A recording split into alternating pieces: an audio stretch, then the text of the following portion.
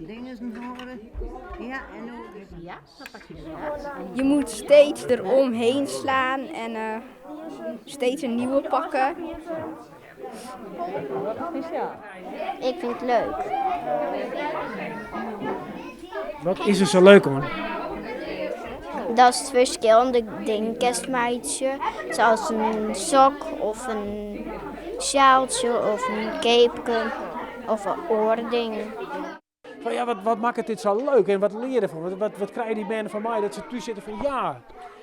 Nou ja, de band leren iets creatiever bezig te wezen en dat jouwt misschien wel een soort rust. Je kunt alle drukte van alle dagen van televisies en iPads en dat soort dingen, dat er een tegenhanger eigenlijk is. Is het moeilijk? Nou, voor mij net echt, maar nadat ik het al wel goed ken, is het net meer zo moeilijk voor mij. Maar voor echte beginners is het nog wel een beetje lastig. Is het iets dat je thuis ook gaat doen straks? Nee, Waarom niet? ik vind het niet leuk en ja. Beetje meisjes? Ja. Ja, ik ken het gewoon al goed. Ja. Wat maken ze thuis dan?